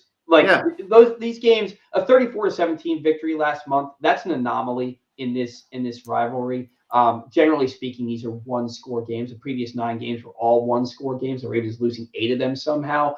I think that the Ravens, the only way they lose this game is if they beat themselves, because I think they're head and shoulders better than the Steelers. Paul, I've said it all year long, and it's weird. I would call myself a Ravens fan now. I was a Peyton Manning fan. Mm-hmm. I realized I was more a Manning fan than a Colts fan when he went to the Broncos, and I was just trying to see him finish the rest of his career nicely. But once that was over with, I'm like, who am I rooting for? Because I don't feel the ties to Indy that he's gone. And it'd be nice to root for the hometown team. But I think the cool thing about being a fan of the hometown team and not being as fanatic as everyone else is that the wins and losses don't hit me differently. I can look at these games and try to give you an honest assessment and not feel any sort of way of saying that, yeah, this Ravens team's going to lose, they're terrible, or I don't see anybody touching them. Bill Belichick said it in Week 5 on the Manning cast. The only team that can beat the Ravens is the Ravens themselves. And if you go look at their losses, you can't tell me that's not factual. All the games are 1-score games. Some of them they had leads in and blew it. This is the best team in the NFL. They were I the agree. best team in the NFL last year, in my opinion, in the past 25 years I've seen. And they didn't win. So the best team doesn't always win, but that narrative's getting built against Lamar, and he's going to have to get it done at some point, even if it's not his fault. Let's say he throws for 400 yards and somehow the defense gives up 500, whatever. You get what I'm saying? Mm-hmm. It's going to be Lamar couldn't win the game. So he's got to get over this hump. He absolutely does. I'll tell you, I think the fact that there's even an MVP debate is absurd, because you look at what Lamar Jackson did this regular season. You can make an argument that he had the greatest season for a quarterback in the history of the game. He certainly had a top 5 season. Now, look, he didn't throw for 5,000 yards and 55 touchdowns like Peyton Manning did, but he threw for 4,000 yards, 40 touchdowns, and he ran for almost 1,000 more. I mean, what he did, and threw 4 interceptions, 3 of which were on 100% on his receivers. What Lamar Jackson did this year is historic, and it's an all-time season. This guy, I don't know if it's fair to say, Jeremy, if he doesn't at least get there this year, he may never. This is the best he's ever been. Yeah, and it's weird. This is the best he's ever been, and last year's team was better, and they didn't have a better scenario being at home against a Chiefs team that was hobbled, that couldn't stop the run, and I still don't know why the Ravens got away from running the football last year. But all that being said, you can't look at Derrick Henry sitting on the sideline and saying, hey, I'm not putting you in, we're going to do something else. His ass is going to be on the field, and this is the point in time where if he's not getting 20 to 25 touches a game, I think you're doing it wrong. You brought him in for this reason. Wear out these teams, put it to bed. And I agree with you. Look, I'm a Peyton Manning truther. The best season I've seen from a quarterback was this year from Lamar Jackson. That's why I think it's ridiculous when we talk about who should win the MVP. Oh, by the way, some places have flipped Lamar to the favorite, as a rather large favorite to win his third. Josh Allen's having an amazing season. Lamar Jackson's having an all-time season. So To me, there's no debate. You look at the players vote for All-Pro, Lamar Jackson. The Associated Press vote for All-Pro, Lamar Jackson. I think there's been 17 instances and only one time where the All-Pro quarterback didn't win the MVP. When they were like an MVP. I don't know how that works. I can't remember the exact stat, but it was like something with 17 instances and only one time did that quarterback not win MVP. I think it's in the bag for Lamar. All right, today's show with Jeremy Conn has been brought to you by Project Game Day. You can join Glenn Clark, Rita Hubbard, and Super Bowl 35 champion Femi Ayanbadejo after every Ravens game this year for Press Box's Project Game Day, as they'll break down what happened in each game and what it means moving forward. Join the crew later tonight following the Ravens-Steelers wildcard matchup at PressBoxOnline.com/gameday. Jeremy, you ever hop on Project Game Day with them? I don't think I've been on Project Game Day with them. I've popped on other shows with Glenn and Rita, and in some of the Press Box shows as well, because I know they do stuff with our station. But yeah, I've gone on quite a bit with them. I have this hard time whenever I go on with Glenn. It's like I don't know when the appropriate time is to leave, because I end up enjoying myself and just laughing my ass off. But it is what it is. But they do a great job. Femi's probably the closest friend I have that's a former Ravens player. And what a great dude. He's got his hands in so many cookie jars right now. So I'm doing the show from my company office. So I work for First Home Mortgage, and this is my office at my Bel Air branch. And Femi was the keynote speaker at our at First Home Fest, our annual holiday party, and he was absolutely phenomenal. Absolutely phenomenal. And I loved. We both know Andrew Stecca. We both love Andrew Stecca. Andrew has this tendency to be the smartest guy in the room. And so I love Stecca's and Femi's back and forth on Project Game Day. It's one of my favorite things because Femi's just not having it. And again, it's not a slight to Andrew. It's just funny for me to see. I think they do a great job. And Glenn is a different cat, man. He's one of those guys, man. He just you can't help but have an amazing time when you do anything with Glenn. So if you haven't tuned into Project Game Day, please do so. It is a hell of a time, and she's just absolutely delightful. All right, we always end these shows, Jeremy, talking about getting into some viewer interaction. So we're gonna get right into that here. Adit Mahmood, he says, is it less riskier for relief arms to wait until spring training than starters, or the same level of risk? Jeremy, this is a tough question to answer, because starters, they have to be built up, right? And so they come out, they throw one inning, then 2 innings, and they eventually work their way up to 5 innings over a 6-week period. so that they're ready for the regular season. And even then, you're not seeing many starters go beyond the 6th inning until you get into the second half of May.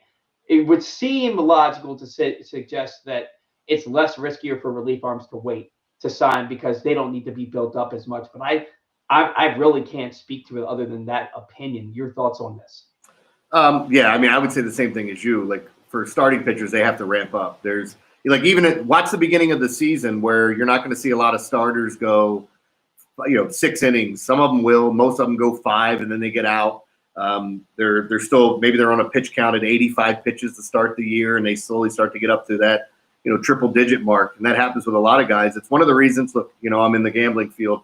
That there's a lot of value in taking underdogs or taking. They're still underdogs, but taking the plus money with those teams in Major League Baseball because you pay for starting pitching, and if the pitchers aren't going to go more than 5 innings, it's a little bit more of a crapshoot after that. So that's what I would say. Like again, with relief pitchers, it should take them a lot less to get to where they need to be. But even still, some of those guys might be working on some stuff going through it, and it does get difficult at the beginning of the year. You give up that 3-run home run in your first outing as a relief pitcher, you're constantly looking up at that scoreboard and seeing that 27, and then it's like, okay, it's 24 now. Now it's 16, and waiting for your ERA to come down as it's ballooned up. But yeah, I think it's got to be easier for relief pitchers. And we also have to recognize that, and I think that in the case of relief pitchers, these guys are working in the offseason, even if they don't have a team. Now, look, there's a reason that you saw Alex Cobb back in 2018 really struggle after signing with the Orioles in March, and the reason that Blake Snell and Jordan Montgomery struggled to start the year this past season after not signing until spring training, because you can't replicate what you get from a training staff, from a coaching staff, from a development staff on a big league roster. You can't replicate that on your own, right? But these guys can go out and they can throw. For a relief pitcher, if you're used to throwing max 25 pitches in a game and max 2 innings in a game, it's a lot easier to, I think, work on what you need to work on in the offseason before you sign with the team, and then kind of try to hit the ground running once you end up signing. So I think it is probably less riskier for a relief arm. And you nailed it too with the guys you named. They all got signed late, didn't get the spring training they needed, tried to push through it, and each one of them ended up getting hurt or just having an awful season. Yeah. So I think that speaks to relief pitch is probably a little bit easier. Dean also says Ryan Ripken seemed to indicate progress on an Adley extension on his show to the point where he said it could get done before the season starts. I saw a rumor about this, Jeremy, on social media, so you take it with a grain of salt that the Orioles were working on potentially a 10-year contract extension. It was the only thing I saw about it. Haven't heard anything, never heard before or since. Well, one of the things I would say, if something's coming from Ryan, from my interactions with Ryan, and I don't want to put any of his information out there, but he is really close with all the young players of the Orioles because he came up in the farm system with a bunch of them. So if he's reporting it, I would say that there's probably some validity to it. But again, Adley was the one we always thought would be easier to sign because his agent isn't Boris. Yeah. And he's also, he's at a position where you're not going to make $35 million a year. You might cap out at $25 million. So I think that because he's easier to sign at it's a premium position, but it's not shortstop. You know what I mean? Even though it may be more important. I don't, as far as I know, it could just be speculation. So I don't want to say anything concrete.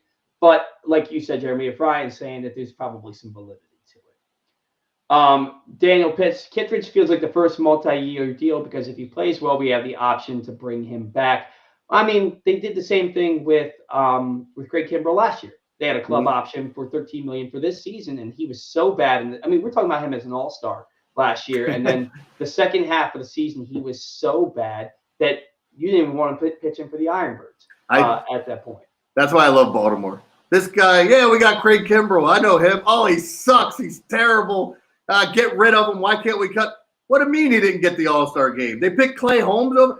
God, this is ridiculous. And then at the end of the year, we can't put him on the postseason roster. He's so awful.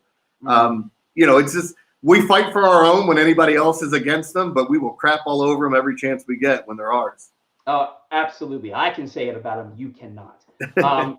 Kittredge. Yeah, he. I expect him to go out and pitch well for the Orioles this year. And if the whole Danny Coulomb, 36 years old and a high leverage reliever for the Orioles the last few years. $4.4 million seemed like a reasonable number to pick up his option, and they didn't do it. This guy's option is $9 million.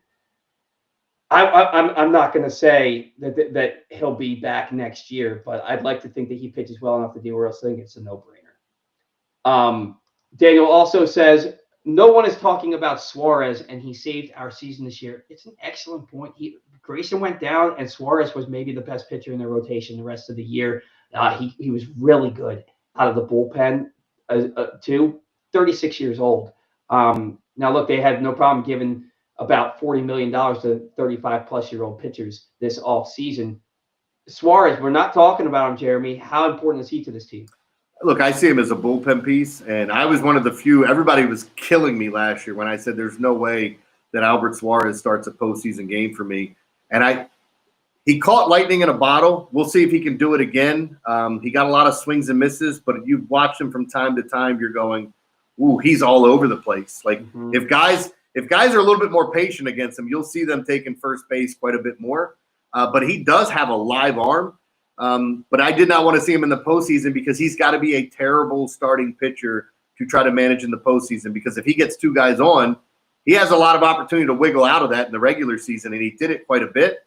I don't know that he gets that opportunity in the postseason, and now you've just wasted an arm. You know what I mean? Like, I think it's very difficult to have him as a starter, but I love what I saw, and you're right. There's no doubt that he helped save this Orioles season and was their best pitcher for a clear stretch. Yeah, definitely a bend but don't break type of pitcher for the Orioles at times last season. Randall says Kramer has to be the one who steps up or should be traded at midseason. People don't want to talk about the fact that if you take out Dean Kramer pitched to a 3.21 ERA in 2022 starts in 2022. 2023, you take out April, his ERA was 3.50. He's got a sub-4 ERA each of the last 3 years combined, and he's won about 30 games over those 3 seasons, and that's your number 5 potentially number 4, number 5 starter. You have a sub-4 ERA and 10 wins from your 4 or 5 starter. That's a dude for you. Yeah, he's never going to be an ace. He's never going to be a number 2, but he has a ceiling of a number 3 for this team, and I don't know that he needs to be traded, especially since he's still under team control for a couple of more seasons. But if they are going to add another piece on the top line of the rotation, you could make him part of a package to make it more enticing for somebody to send that pitcher over here. So I don't think he'll be traded, but I understand the thought process. Yeah, well, you look at the rotation and you start going, okay, who's the odd man out? I do believe they start with a 6-man rotation in April just because they can, and all these off days, and why wear out any of these guys up front. But it makes me wonder, what's Cade Povich this year? Is he in your rotation? Is he a guy? What if he took another step forward as a rookie pitcher and you're going, okay, I can see this. He's going a little bit deeper in games. He's not nibbling as much. I mean, there are a bunch of wild cards on this team that we don't know what they're going to be. Most of them are young players, but with this rotation, I keep pounding that drum for Dylan Cease, and my assumption is if you made a move for him, there would have to be, maybe an everyday player. Maybe they want one of the young pitchers. Could it be a situation where you're going, hey, Kramer or Cade Povich has got to go back in that deal? But I don't think any of us would have any issue with that if it was Dylan Cease coming to Baltimore. And, oh, by the way, I've said for years that I think Grayson Rodriguez is Dylan Cease. And the fact that we'd have both those guys on the same team, he's got one of the nastiest sliders in baseball. I think that Grayson Rodriguez has ace written all over him. I mean, keep in mind he's pitched 2 seasons at the big league level. I think he's made 50 starts in his career. We've got to give Grayson Rodriguez an opportunity to prove that he can stay healthy and be that guy. Because there are times, I mean, that 8-inning shutout performance against Tampa Bay in 2023, when the Orioles were neck and neck with them for the division title, that performance in September was one of the greatest performances I've ever seen by a pitcher. They needed him to be an ace that night, and he went out and absolutely dominated the Rays. Grayson's got that dog in him. He's just got to, tone it down to the point where he's not leaving a 97-mile-an-hour fastball fell high down the middle of the plate. Yeah, try to – and look, it's easier said than done, but try to stay healthy. It's so – sometimes you can't help it at times, but he's had similar injuries, and I don't know if it's how he's working out, if it's something he's just going to have to deal with in the future. But, some of that does kind of worry you. I think you start looking at the rotation, and they're going to want some lefties in there. It does make me wonder where Trevor Rogers starts. I know people don't want to hear that name, but – if they can get him right, he's a sinker baller that gets, you get a ton of ground balls. And you go back to his second year, his rookie year in the league, going into his second year, he was up there for rookie of the year, got hurt, and he's never been the same since. So you're hoping, again, you catch lightning in a bottle with Trevor Rogers, but you're going to want a lefty in your rotation somewhere along the line. Yeah, I don't understand how you have a pitcher-friendly ballpark against right-handed hitters and you have no lefties in your starting rotation unless you're counting on Cade Povich. And Buck Showalter has said it plenty of times, don't be fooled by what you see in September. So can you really Cade Povich has great stuff. He's got great stuff. Can he get it over the plate? Yep. Can he consistently get it over the plate? Daniel Pitts, I really don't want Cease. I feel like he won't be worth the cost and be gone at the end of the season. And I know you got to get out of here, Jeremy, so we can go a little bit quicker on these from on out. With Dylan Cease, I would love him if I knew he would sign an extension here, but I don't want a repeat of what happened with Burns because we all, I guess, kind of knew that Burns wouldn't be back, but had that little bit of a hope. But after what just happened, I don't have the hope that Cease is that I don't want to do that again unless I know he's signing an extension. See, I think it's a matter of what you give up because anybody you're trading for, you're going to give the qualifying offer. If Cease hits the open market, you're going to get a first-round pick back. So, like, in my mind, the Burns thing, I thought it was a beautiful trade. You traded away Joey Ortiz and another player to go and try to get Corbin Burns, but you also get a first-round pick back if he walks. So you got a year of his service. And for a team that's going to have this business model where it's not going to look like everyone else's, again, they'll spend money, but I don't know if they're going to be the team outside of maybe one individual player that's on this roster already that they're going to go, hey, here's $500 million. I think Gunner's the only guy that would even get a look like that, and I don't even know if the organization would do it when that time comes. That's 2029.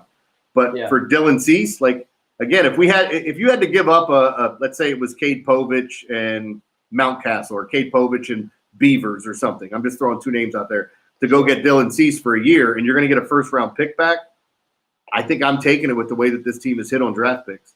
Oh, and I guess that's fair to say. It depends on what the package is. If you're giving up two players who aren't Sam Opasayo, Kobe Mayo, I'm willing. I'm not giving up any of those guys for Dylan Cease. Not 1 year of no.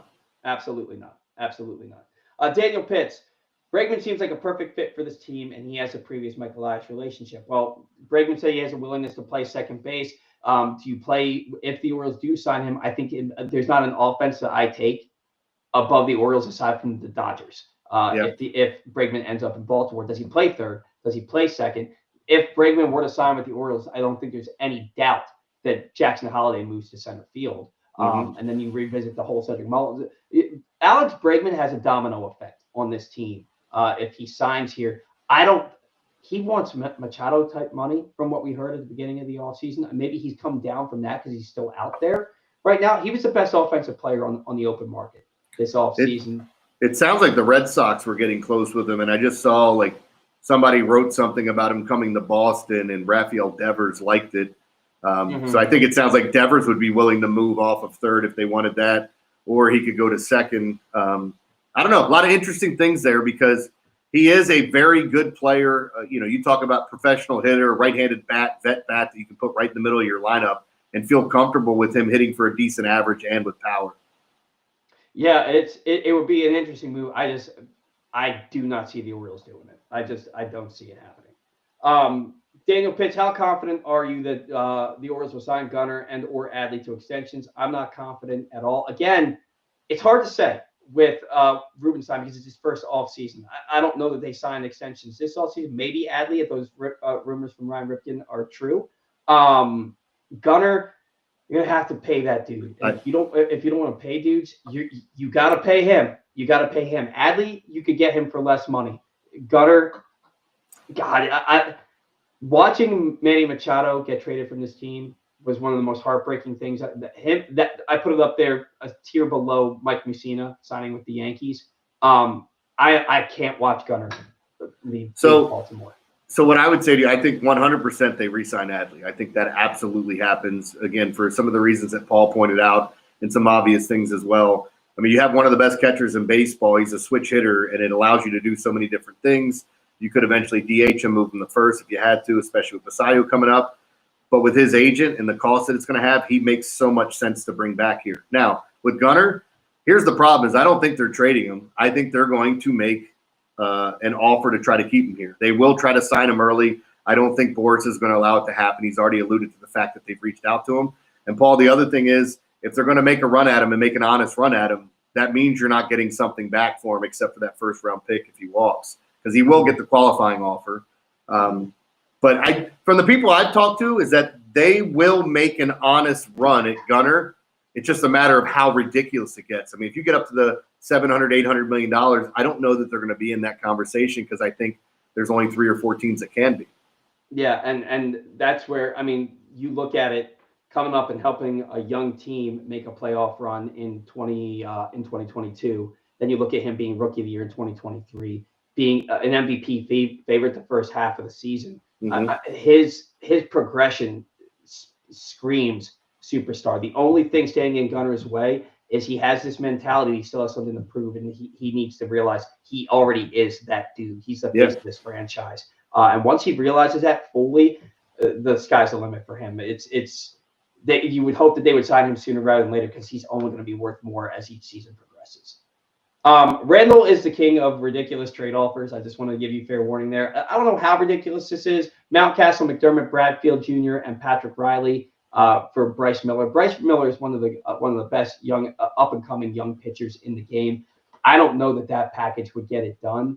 I mean, he's still under control for like 4 more years, man. So yeah, you got to add a Basayo or a Mayo to that package to even start having that conversation. I don't think that we all want to get really great guys and not give up some of our great guys. You got to give something to get something. I don't know that the something that Randall is offering up here is enough to get something. Yeah. That seems kind of tough. And I saw one of the guys was asking about Framber Valdez, but I don't know if you mind me jumping in. Like, he's under the same thing as Dylan Cease. 1 year left on his deal.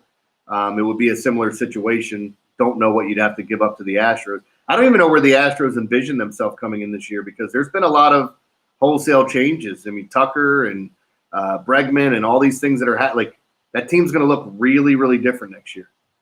Yeah, the Astros. I mean, I know that the Orioles model has kind of been built after the Astros to this point, and they do have a history of keeping some of their guys like Jose Altuve. Who else? They signed somebody else to a. Well, you got Yordan Alvarez, but they had signed Bregman. Well, hold on. So you had Bregman, Correa. They had George Springer, who they let walk, which allowed them to sign some of the other guys. But I think that's it. They wanted to sign Kyle Tucker, but yeah, I think the writing's on the wall for them that they're not going through a rebuild, but they do need to reload. Yeah, absolutely. I don't know if I mean, it depends on what you're willing to give up for Framber Valdez. Is he unavailable, extremely hard to get? If the Astros are looking to reload, he might not be. But I don't know. I haven't heard much about that for a couple of months now with Framber. Yeah. I'm just not all that sure. All right, just a couple of more comments here, because I know we both got to run. Let me see here. Just to allude to my Cowser point, Paul, you're asking for it now. People already think you hate Cowser. Now you're suggesting trade him. I was suggesting trading him back in the season too, but I did it kind of quietly because that whole pasture thing just blew up in my face. Yeah, don't worry, Paul. They're not booing you. They're mooing you. You're fine, man. They don't hate you. Boo words. Boo words. Randall, selling high with Cowser is a good move, but Elias will never go for it. Yeah, I don't think it. I guess I put it out because I don't think it's a bad idea. I don't expect it to happen or necessarily want it to happen, but if it did happen, I'd be like, well, that makes sense, depending on what they got back. And then we'll say, okay, last one. If you could make only one trade or signing in the remaining off season, who would it be? Jeremy, I'll let you go first. I mean, for me, it's not a signing. It's a trade, because you have a logjam of pieces. And I'm putting it in that group, the Framber Valdez, Dylan Cease. I'm fine with taking the guy on the 1 year, because you have so much talent, and then getting again, depending on what the asking price is. That's always has to be what we talk about first, because you can almost trade for anything if the asking price isn't all that great. Now, if it's high, then you're going to go, okay, I'm not moving one of these, because I'm not moving a Basayo, a Mayo, or any of those guys for someone that I'm only getting for 1 year, unless I feel like that's the one piece that put my team over the top. And even then, I'm probably still not doing it. But yeah, I would love to see a Cease or a Valdez come here. Those would be the top 2 guys for me. For me, it's a trade with the Mariners to get Bryce Miller. Bryce Miller has team control. He's only getting better every year. And I think that You can keep Basayo here. I don't see a fit for Kobe Mayo on the roster this year, maybe even next year. With as his ball club currently stands, I think that with Kobe Mayo as a centerpiece in a trade with the Mariners, you can get Bryce Miller. And as much as I want to see Kobe Mayo hit 450-foot home runs in Camden Yards for years to come, I think that's a move that you would have to pull the trigger on, and I'd be 100% okay with it. So for me, it's a package centered around Kobe Mayo to go out and get Bryce Miller. Miller's interesting. He had the Nestor Cortez effect. Go look at his home and road splits where he was arguably a top 10 pitcher at home, and on the road he was very subpar for most of the year. I don't think that means anything going forward. A lot of young pitchers will pitch better at home and not so well on the road. Well, and Seattle's also a pitcher's ballpark, and with Camden Yards being a pitcher's ballpark, if he's making half of his starts at Camden Yards, that's something that I'm quite okay with. Folks, if you are looking for something to do as you're waiting for the Orioles season to ramp up, Baltimore welcomes the excitement of the Food Lion CIAA men's and women's basketball tournament at the CFG Arena from February 25th to March 1st. That's the CFG Arena from February 25th to March 1st. Get your tickets now at Ticketmaster.com. Jeremy, awesome show, man. Thank you so much for joining us today. Before we go, can we plug anything for you? No, I got my website, concretelocks.com. It's a gambling website. It's $20 a month. Give out a lot of freebies. We have fun on there. I actually purchase. So the one thing a lot of people don't realize, I purchase algorithms and I post the results. So for the $20 a month, you get everything. You get to see all of it. And I have another handicapper that works with me as well. So been doing that, pushing that. We have 340 subscribers right now. So things are moving in the right direction. Awesome. Glad to hear it, Jeremy. Hell of a guy. Appreciate you taking the time on a Saturday morning, a playoff Saturday morning, to join us on the show. Thank you so much. Have a great weekend. Enjoy the Ravens. All right. Absolutely, man. Where do I get the check? Is it at the office or is it in the mail, or how's that work? It'll be in the mail, but like snail mail. So if it takes 6 years, that's why. It's all right? okay. I got you. All right. Thank you to all of our sponsors. Without you, we don't have a show. Thank you to all of our listeners, our loyal viewers and fans. Without you, we 100% do not have